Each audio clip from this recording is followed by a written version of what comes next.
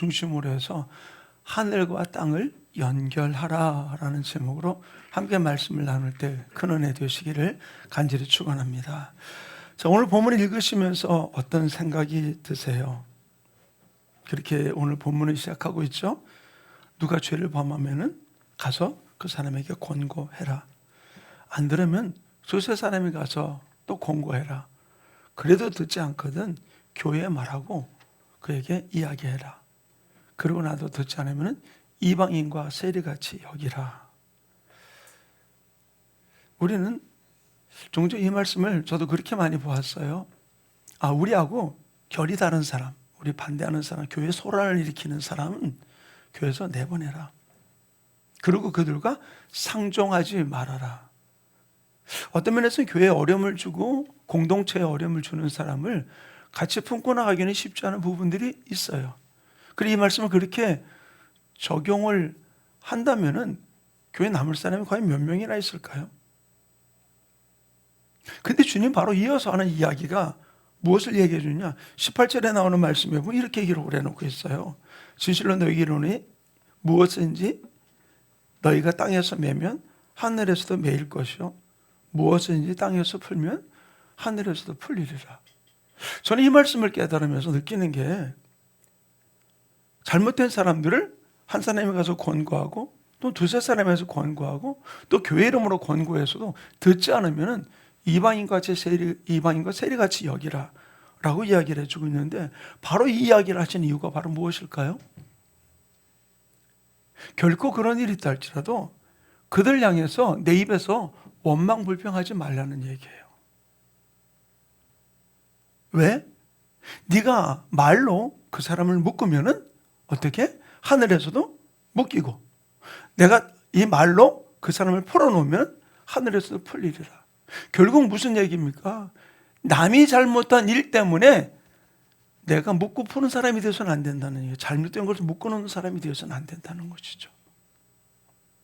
결국 원망과 불평은 바로 하나님이 기뻐하는 게 아니에요.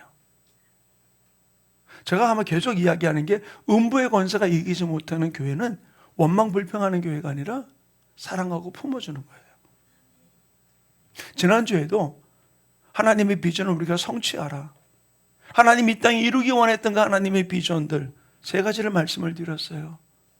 음부의 권세가 이기지 못하는 교회, 음부의 권세가 이기지 못하는 가정, 개인을 만드는 부분들. 우리가 이 땅을 살아가면서 하나님이 원하시는 게 무엇일까? 말씀을 한 구절 가지고만 우리가 풀어가는 게 아니라 앞뒤 모든 상황 속에서 하나님이 원하시는 의도가 무엇인지를 분명히 볼 때 우리가 잘못된 판단, 잘못된 행동을 하지 않게 된다는 것이죠. 종종 저도 이제 40년이 넘는 목회를 하면서 제가 말씀을 전하면서 내 편협적인 생각으로 하나님의 말씀을 왜곡되게 전했던 일들이 있는 부분들을 수없이 느낄 때가 많아요. 그래서 늘 기도하는 게 하나님 내 생각이 앞서지 않게 해주시고 하나님의 생각, 하나님이 원하시는 뜻이 예수님도 아버지가 내게 가르쳐준 말을 했는데 저는 별도로 실수하지 않게 저를 깨우쳐 주시옵소서. 저에게 분별할 수 있는 지혜, 영을 분별할 수 있는 지혜를 달라고 늘 기도하면서 말씀을 준비할 때가 많아요. 요즘에 기도하면서 나가다 보니까 다음 주 설교를 뭐 해야 될지 계속해서 그런 부분이 올 때 어떤 데 가슴이 벅찰 때도 많아요. 사랑하는 성도님, 이 말씀은 제가 화요일 날인가 성경 읽는 가운데 이 말씀을 제게 주면서 제가 준비를 하기 시작을 했어요. 그런데 하나님이 원하시는 뜻이 바로 무엇이냐? 바로 오늘 이 말씀 가운데 보면은 땅에서 매면 하늘에서도 매이고 땅에서 풀면 하늘에서 풀리리라. 이 이야기는 내 입에서 나가는 말로 묶고 풀 수 있어 라는 그런 부분, 맞아요. 우리 입에서 나가는 말로 묶고 풀 수 있는 건 사실입니다. 그러나 결국 우리에게 묶고 푸는 권세를 주신 이유가 바로 무엇입니까? 다른 것이 아니에요. 막혔던 하늘과 우리 사이를, 오늘 제목과 같이 하늘과 땅을 연결하는 삶을 너희가 살아라 라는 이야기예요. 나를 통해서 하늘과 땅이 연결되고 우리 가정을 통해서 하늘과 땅이 연결되는 통로로 쓰임받는다면 그 축복이, 또 우리 교회가 하늘과 땅을 연결하는 통로로 쓰임받는다면 얼마나 귀하고 값진 일이냐라는 것이에요.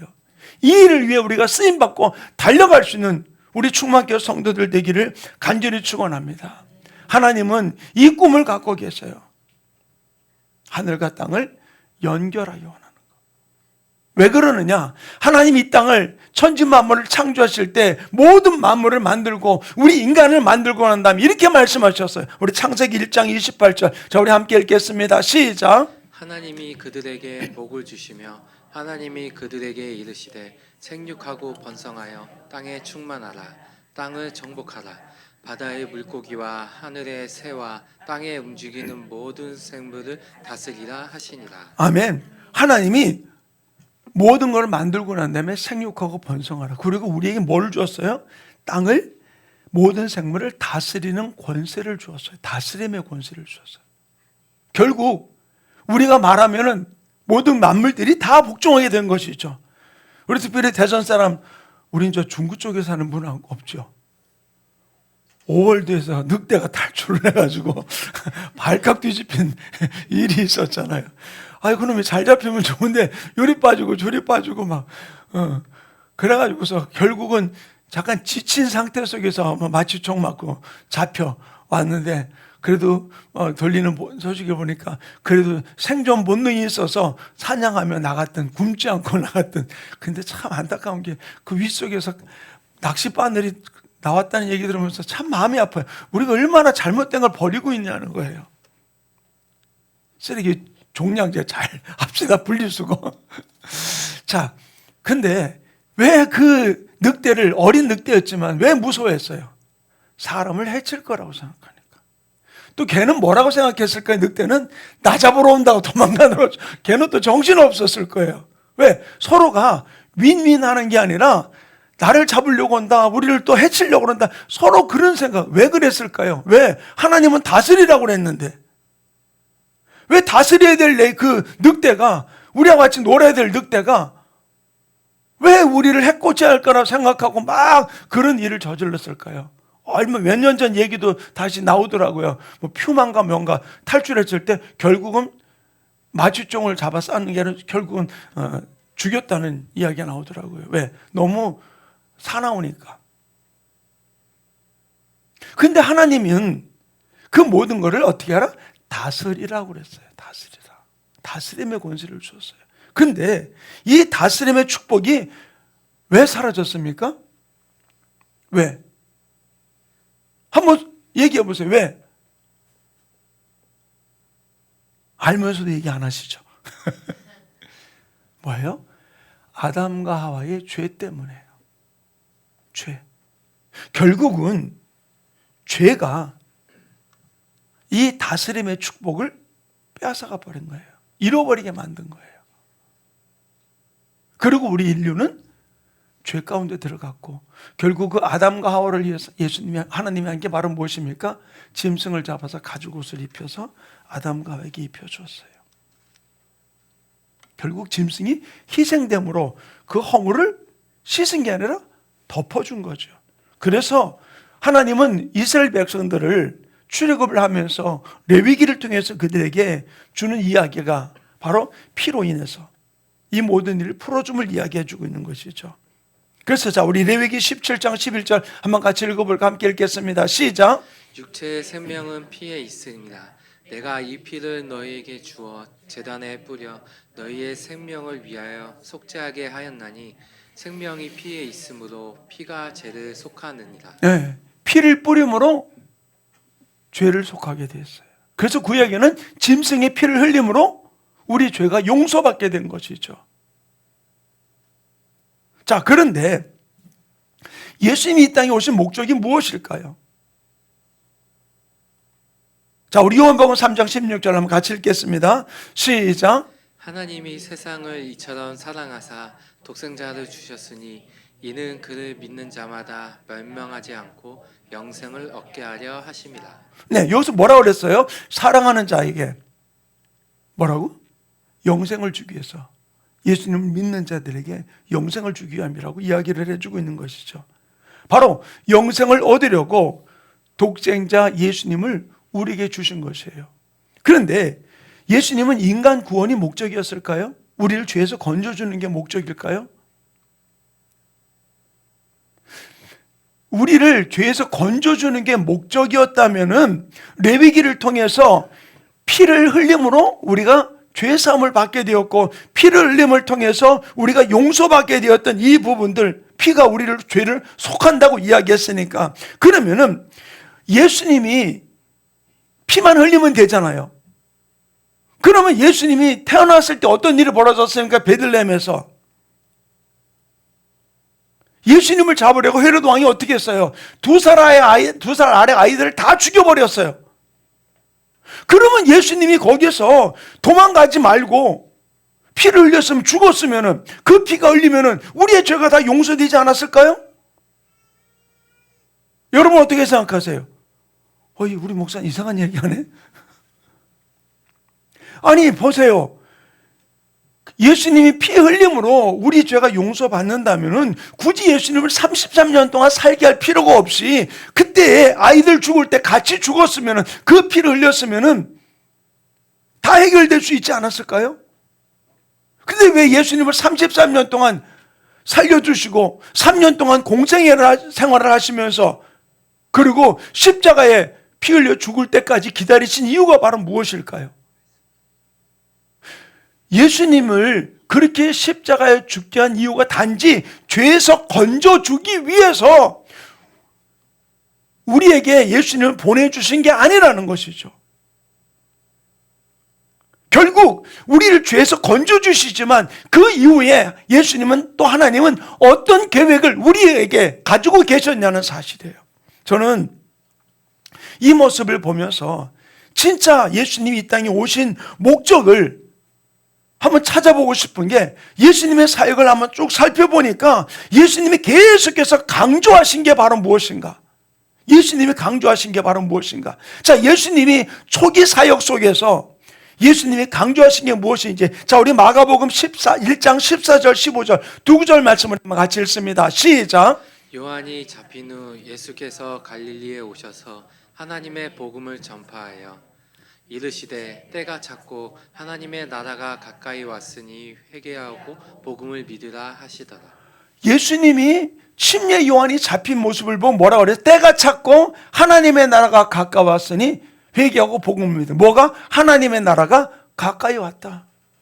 하나님의 나라가 도래했음을 이야기를 해주고 있는 것이죠. 사역 초기에 말씀하셨어요.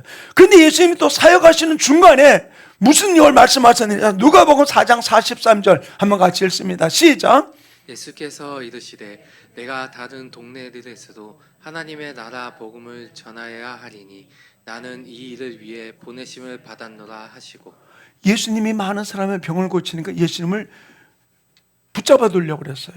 그때 예수님이 뭐라고 그래? 내가 다른 동네에 가서도 뭐라고요? 하나님의 나라 병든 자를 고치는 게 아니라 하나님의 나라의 복음을 전하여야 하리라. 나는 이 일을 위해서 왔다 그랬어요.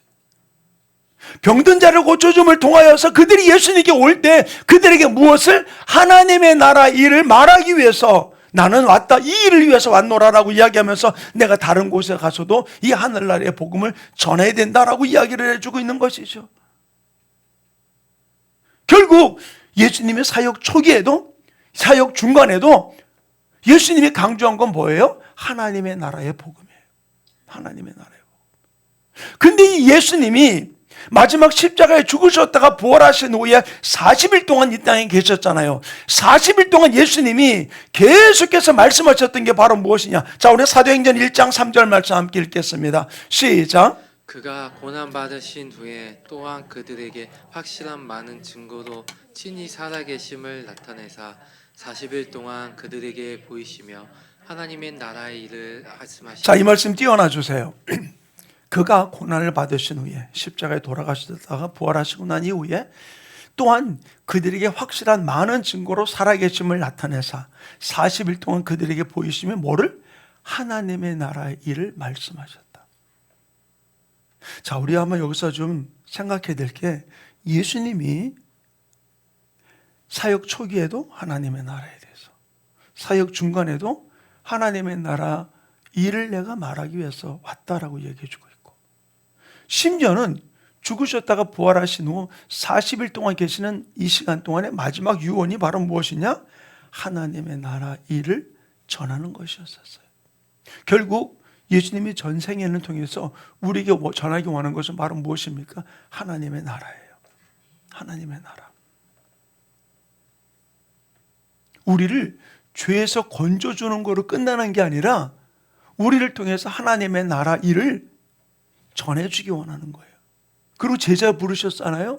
그 제자들을 통해서 이 하나님의 나라의 복음을 많은 사람들에게 전하기를 원했던 것이죠. 그러다 보니까 결국 제자들도 어떻게 했습니까? 이 하나님의 나라 복음을 전했는데 빌립 집사님의 모습을 보면은 우리 사도행전 8장 12절 같이 읽습니다. 사도행전 8장 12절 함께 읽습니다. 시작. 빌립이 하나님 나라와 및 예수 그리스도의 이름에 관하여 전도함을 그들이 믿고 남녀가 다 침례를 받으니. 뭐라고 얘기해요? 빌립이 하나님의 나라와 예수 그리스도에 대해서 전함으로 그들이 침례를 받았다 그랬어요. 결국 빌립 집사님이 전한 건 바로 무엇입니까? 하나님의 나라에 대해서, 하나님의 나라에 대해서 언급해 주었던 것이죠. 또한 사도 바울도 마찬가지예요. 사도 바울도 그가 나가서 이방인들에게 복음을 전하면서 전했던 게 바로 무엇이냐. 자, 에베소 사도행전 19장 8절, 또 사도행전 19장 8절 우리 같이 읽습니다. 시작. 바울이 회당에 들어가 석 달 동안 담대히 하나님 나라에 관하여 강론하며 권면하되. 네. 바울이 그 회당에 에베소에 있는 회당에 들어가서 뭐를 전했느냐? 석 달 동안, 한 번도 아니고 석 달 동안 담대하게 하나님의 나라에 대해서 증거했어요. 결국 우리들이 이 땅의 삶에 대한 초점이 아니고 하나님의 나라에 대해서 예수님도 증거했고 사도 바울도 증거했고 빌립 집사님도 증거하면서 하나님의 나라에 대해서. 근데 이 바울이 마지막 로마에서 순교하기 이전에 로마에 붙들려 갔을 때 그 사도행전 28장에서도 똑같은 모습을 보여주고 있는데 사도행전 28장 23절 우리 한번 같이 읽겠습니다. 시작. 그들이 날짜를 정하고 그가 유숙하는 집에 많이 오니 바울이 아침부터 저녁까지 강론하여 하나님의 나라를 증언하고 모세의 율법과 선지자의 말을 가지고 예수에 대하여 권하더라. 아멘. 자, 이 말씀 띄워놔 주세요. 자, 여러분 식당 가면은 좀 잘 되는 식당은 어떻게 해요? 뭐 받아야 돼? 번호표 받아야 돼요. 번호표의 원조가 누군지 아세요? 자, 그들이 날짜를 정하고 그가 유숙하는 집에 많이 오니 날짜를 정해. 너는 화요일 날 와라, 너는 수요일 날 와라. 바울에게 말씀 전해 들으려고 번호표 하나 나눠준 게 바울이에요. 입으로만 웃지 말고. 저는 이 말씀 보면서 번호표 누가 나눠주기 시작했느냐? 사도 바울이 먼저 나눠주기 시작해. 너는 월요일 날 와라, 너는 화요일 날 와라, 너는 수요일 날 와라. 근데 어쨌든 월요일이든 수요일이든 화요일이든 간에 온 그들은 어떻게 했습니까? 아침부터 저녁까지 뭐를? 하나님의 나라를 증언하고. 결국 여기서 우리가 하나 알아야 될 일이 바로 무엇입니까? 빌립 집사님도 사도 바울도 계속해서 증거한 것은 하나님의 나라예요. 자, 그렇다면 우리가 이 땅을 살아가면서 구원받은 거로 끝나는 게 아니라 하나님의 나라를 증거해야 돼요. 하나님의 나라를. 저는 제가 요즘 이 부분들을 깨달아가면서 참 하나님이 하는 일은 내가 생각하는 것 이상이다라는 부분들을. 제가 중학교를 입학을 했어요. 대구에서. 근데 저희 집에서 저희 집 옆에 아주 유명한 명문 중학교 고등학교가 되게 많았어요. 대구에서는 유명한 청구중학교, 중앙중학교, 대륜중학교가 제 집에서 걸어서 5분 10분 거리에 다 있었어요. 근데 뺑뺑이를 돌리는데 옛날에 다 뭐라 하냐면 경복중학교는 뽑히지 말래. 경북은 들었는데 경복인 또 뭐야? 그래서 이제 근데 그날 저녁 때 저희 세 식구가 앉아서 밥을 먹는데 1번은 어느 학교, 2번은 어느 학교 라디오에서 나오는 거예요. 막 듣는데 제 번호가 어디로 떨어졌냐? 경복중학교로 떨어진 거죠. 와. 그래서 그 학교가 어디 있는지 알아봤더니 저희 집에서 차 타고 30분을 가서 대구 시내인데 차 타고 30분을 가서 걸어서 30분을 가는 앞산 밑에 있는 학교예요. 그래서 우리 어머니 아버지가 기가 막히니까 뭐라 했냐면요. 한번 어느 학교인지 가보자. 그래서 가서 보니까 완전히 운동장에 자갈밭이에요. 자갈밭. 이제 신설학교 온 거예요. 신설학교. 그쪽 이사 왔는데. 근데 딱 들어가는데 뭐냐면요. 딱 앞에 교훈이 써 있어. 교훈이 뭐냐. 너희는 먼저 그의 나라와 그의 의를 구하라. 마태복음 6장 33절. 3년 내내 월요일 날 조회를 쓸 때마다 우리 교목 목사님이 설교를 하는 거 빼고는 외부에서 오는 강사님들은 다 마태복음 6장 33절 가지고 설교를 하시는 거예요.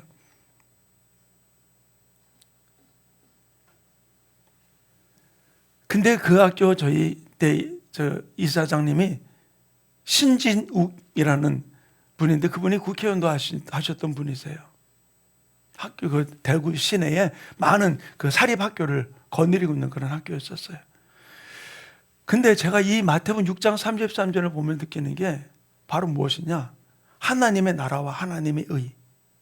바로 너희가 하나님의 나라와 하나님의 의를 위해서 구하면은 이 모든 것을 너에게 더해 주신다 그랬어요. 근데 이 모든 게 바로 무엇일까요? 바로 이 모든 게. 자, 우리 31절 말씀 같이 읽어 봅시다. 시작. 그러므로 염려하여 이르기를 무엇을 먹을까 무엇을 마실까 무엇을 입을까 하지 말라. 예. 무엇을 먹을까 무엇을 입을까 염려하지 말라. 너희는 먼저 그 먹는 것 입는 것보다 하나님의 나라와 하나님의 의를 구하. 하나님의 나라 하나님의 의가 바로 무엇입니까? 결국 우리 하나님의 나라를 구하는 것이 바로 우선이다. 그리하면 이 모든 먹고 마시는 문제를 하나님이 다 너에게 더해 주시리라 라고 이야기를 해주고 있는 것이죠. 그러면은 직장 다 그만두고 그러면 다 전도하고 다니라 그 얘기냐? 그게 아니에요. 바로 오늘 본문 말씀 가운데서 내가 땅에서 매면 하늘에서도 매이고 내가 땅에서 풀면 하늘에서 풀리라고 말씀했어요. 결국 내 삶 속에서 어떤 모습으로 하나님의 나라를 이루고 살아가느냐는 것이에요. 내 가정 속에서 무엇을 이루고 살아가냐는 거예요. 내 말에서 내 입에서부터 부정적인 말로 우리가 서로 말할 때 가정이 하나 되는 것이 아니라 음부의 권세가 판치는 가정이 될 수밖에 없고 내 입에서 원망 불평을 내쏟을 때 우리 교회가 음부의 권세가 판치는 교회가 될 수밖에 없는 것이죠. 그러나 내 입에서 긍정적인 말로 하나님의 말씀을 선포할 때 이 말이 묶고 풀어버려서 어둠의 세력을 묶어버리고 하나님의 놀라운 은혜를 풀어버릴 때 우리 교회가 음부의 권세가 이기지 못하는 교회가 되고 여러분의 가정이 음부의 권세가 이기지 못하는 가정이 되어서 하나님 영광 가운데 나가는 아름다운 삶이 이루어지게 될 줄로 믿습니다. 결국 내가 할 일은 바로 무엇입니까? 예, 원망 불평할 일이 내 눈에 보일 때가 있어요. 보입니다. 그러나 그것이 우선이 아니라 하나님이 우리 가운데서 우리 가정 가운데서 우리 교회 가운데서 일하실 일이 뭔지 하나님의 비전을 우리가 선포하고 나갈 때 그 어둠은 떠나가게 되어 있는 거예요. 아멘? 그러므로 내 안에서 원망 불평하는 모습이 아니라 여기서 결국 하나님이 원하시는 뜻이 무엇인지를 찾을 수 있는 부분들이 이루어지기를 간절히 축원합니다. 그래서 지난주에 저희 외숙부님이 돌아가셨어요. 98세.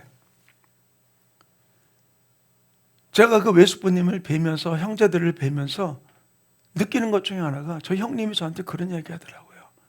기환아, 예, 나는 아버지를 내가 지금 한 5개월 동안 병간호를 하면서 그 큰형님이 70이 넘으신 형님이 병원에서 그 중환자실에서 또는 병실에서 쪽잠을 자시면서 한 6개월 가까이 병간호를 하셨어요.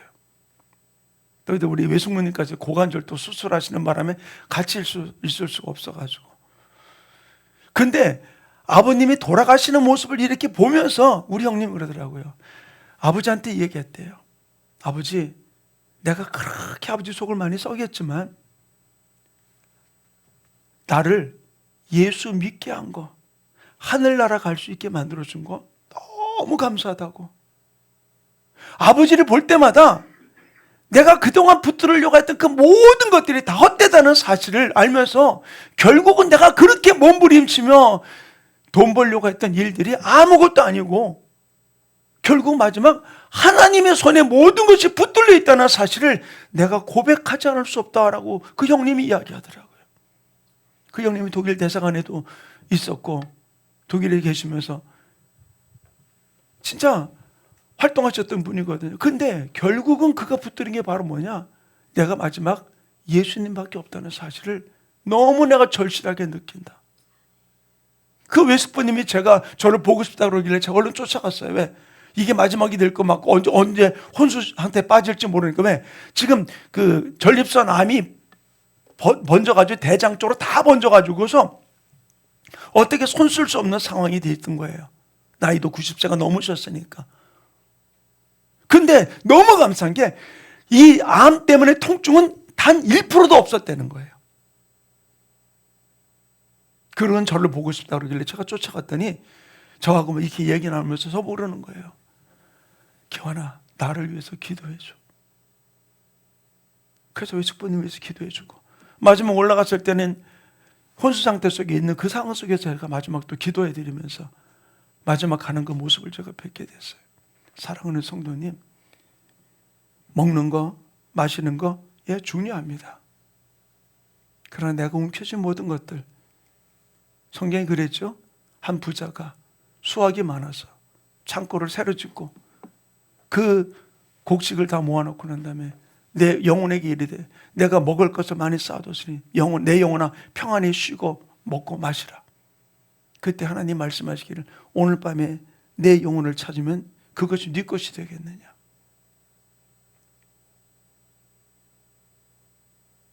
제가 지난주에 장례식을 2건을 치렀어요. 조문을 했습니다. 50대 중반쯤 됐을 거예요. 친하게 지내던 목사님이 갑자기 연락이 된 거예요. 지난주 수요일 날 갑자기 새벽에 뇌출혈로 쓰러지셔가지고서 병원으로 옮겨서 뇌수술을 받고 깨어났는데 주일날 오후에 다시 혼수 상태에 빠진 거예요. 그분이 화요일날 돌아가신 거예요. 제 직원들을 만났는데 저를 붙들고 울더라고요. 자녀들도 그렇고.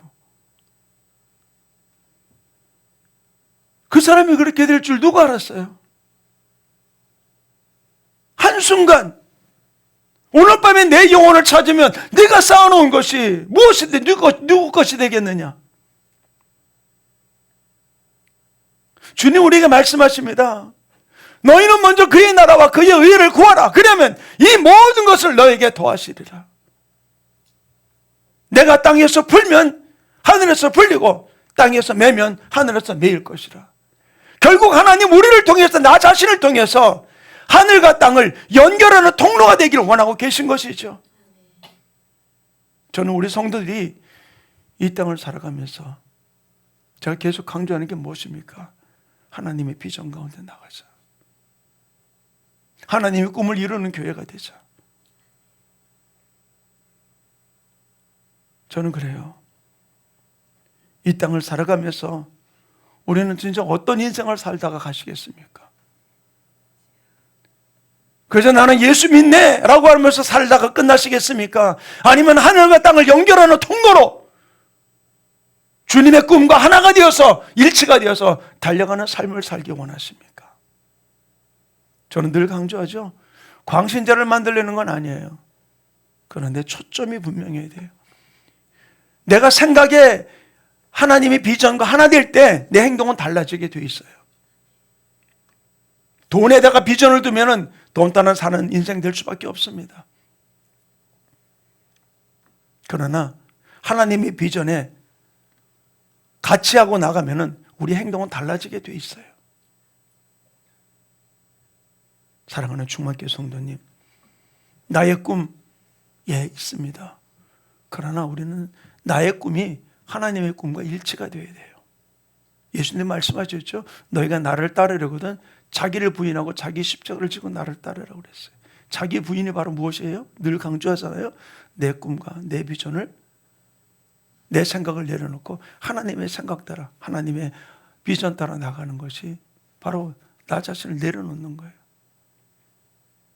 그리고 하나님의 비전을 위해 달려갈 때 역사는 하나님이 하시는 거예요.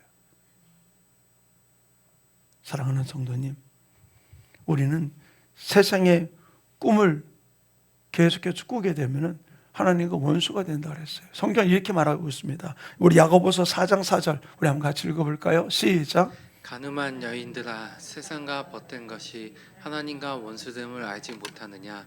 그런즉 누구든지 세상과 벗이 되고자 하는 자는 스스로 하나님과 원수되는 것이니라. 아멘. 하나님과 원수되지 말고 우리는 하나님과 버치돼야 돼요. 주님 말씀이 있죠. 너는 내 친구라 그랬어요. 하나님이. 그래서 하나님은 사도 바울을 통해서 영적인 아들인 디모데에게 이렇게 말씀하고 있습니다. 자, 우리 디모데후서 4장 2절 우리 같이 읽어봅시다. 시작. 너는 말씀을 전파하라. 때를 얻든지 못 얻든지 항상 힘쓰라. 범사에 오래 참음과 가르침으로 경책하며 경계하며 권하라. 예, 이 말씀 띄워놔 주세요. 말해, 너는 말씀을 전파하라. 이 말씀을 전파하는 게 설교하라는 얘기가 아니에요. 예수님이 뭐를 초기, 중기, 마지막까지 뭐를 선포했습니까? 하나님의 나라를 선포했어요. 그리고 빌립 집사님도 사도 바울도 하나님의 나라를 아침부터 저녁까지 석 달 동안 증거한 거예요. 결국 여기서 디모데에게 바울이 이야기하는 건 바로 무엇입니까? 너는 말씀을 전파하라. 결국 하나님의 나라를 전파하라. 때를 얻든지 못 얻든지 항상 힘쓰라. 그리고 뭐라고요? 참고 가르침으로 경책하며 경계하며 구하나라. 위로하라는 얘기 아니라 경책하며 경고하며 가르치라고 이야기해 주고 있는 것이 경계하며. 하나님의 나라를 잃어버린 자가 되지 말고 우리가 가야 할 하나님의 나라, 주님 분명히 말씀하셨잖아요. 내가 가면 너에게 유익이라. 내가 너희 집을 예비해 놓고 내가 다시 오리라라고 이야기해 주고 있어요. 하늘나라의 주님이 나의 집을 지금 만들고 계신 걸 믿으십니까? 아멘? 그럼 건축재를 올려보내야 되잖아요. 건축재료가 뭐예요? 바로 우리가 드리는 예물이에요. 11조와 감사, 헌금. 돈만이 아니고 돈 얘기 나오면 좀 그렇죠? 근데 보세요. 내 마음이 얼마나 있느냐는 거예요. 예수님이 헌금기 앞에 앉으셔가지고서 많은 사람이 많은 헌금을 넣을 때 과부가 넣는 두렙돈, 지금 현대로 말하면 2,000원, 요즘 애들 1,000원 주면 안 받아요. 왜? 마트 가면 살 게 하나도 없어. 그런데 주님은 뭐래요? 과부의 두렙돈을 여기 있는 사람 중에 가장 많이 넣었다 그랬어요. 왜? 물질이 문제가 아니고 그 마음을 드린 거예요. 생활비 전부를 드렸다 그랬어요. 우리는 액수를 가지고 따져요. 그러나 주님은 그게 아니에요. 네 마음을 원하는 것이죠.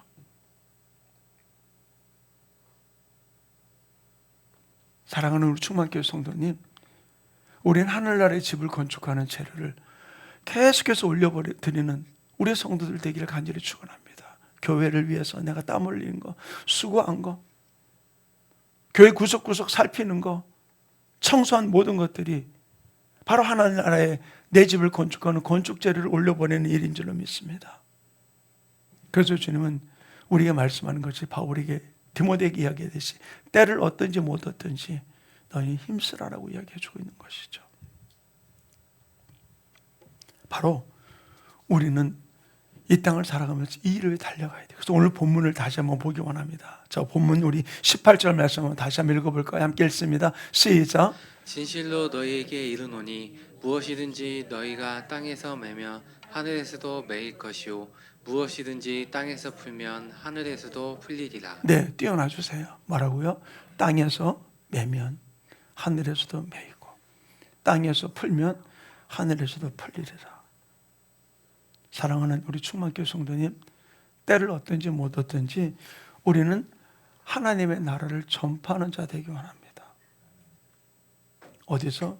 내 가정 속에서, 일터 속에서, 교회 안에서. 물질에 연연하지 않고 하나님의 나라를 위해서 심을 때가 있으면 심는 여러분 되기를 간절히 축원합니다. 저는 제가 저희 부부가 감동될 때마다 심어야 되겠다. 그러면 조금도 주저하지 않고 심어요. 액수에 연연하지 않고. 왜? 그게 하늘나라 상급이니까. 주님은 분명히 말씀했어요. 인색함으로나 억지로 하지 말라고 그랬어요. 저는 우리 충만교회가 예수님이 원하셨던 땅에서 매면 하늘에서도 매이고 땅에서 풀면 하늘에서 풀리리라. 하나님과 연결하는, 하나님의 나라를 연결하는 아름다운 통로로 달려가는 우리 충만교 모든 성도들 되기를 간절히 축원합니다. 하늘과 땅을 연결하라. 무엇으로 연결합니까? 내 마음으로, 내 입술로, 내 손으로, 내 발로 연결하는 거예요.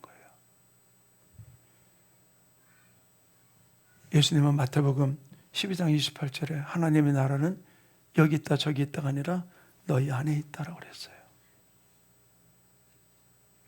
저는 이 시간 여러분들과 함께 이 말씀을 좀 묵상하며 주 앞에 나아가기 원합니다. 나는 하늘과 땅을 연결하는 통로로 쓰임받고 있는가?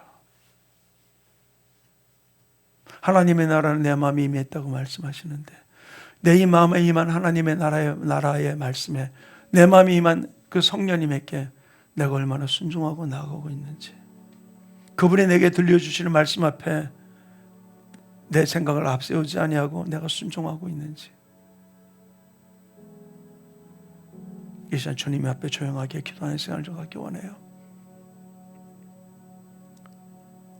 내게 들려주시는 내 안에 계신 성령님이 내게 감동 주시는 부분에 대해서 나가 얼마나 묻고 있는지, 어둠의 세력을 또 하나님의 일을 풀고 있는지, 하나님의 쓰임받는 자로 달려갈 수 있도록 성령님 나를 붙들어 달라고, 성령님이 주시는 감동 앞에 즉각 순종할 수 있는 하나님의 사람 되게 해달라고 오늘 말씀을 기억하시면서 우리 한번 조용하게 주님 앞에 기도하는 시간 갖기 원합니다. 사랑이 많으신 하나님 아버지, 오늘도 말씀을 통해서 교양과 깨워주신 주님, 성령의 감동 앞에 순종하며 주님 앞에 달려가는 귀한 삶의 역사가 이루어지게 주님 기름 부어주시고 붙들어 축복해 주셔서 내 남은 생애 속에 하나님이 기뻐하시는 모습대로 쓰임받으며 주님이 주신 감동에 순종하여 달려가는 귀한 삶의 역사가 이루어지게 능력으로 온전히 기름 부어주시고 축복해 주시고 역사하여 주시옵소서. 오라 팔레스켈레케레케레 소로아리. 아버지 하나님, 내 마음 어둠에게 빼앗기지 아니하고 주님께 순종하며 달려갈 수 있도록 성령님 기름 부어 주시옵소서. 주님이 주신 마음에 순종하며 달려가는 하나님의 사람 될 수 있도록 성령님 역사하여 주시옵소서. 내 마음을 주님께 드립니다. 주님과 하나 되어 달려가기 원합니다.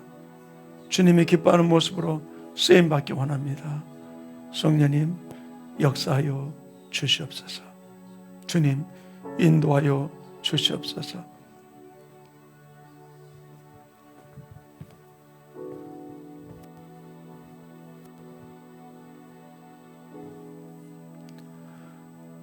사랑이 많으신 하나님,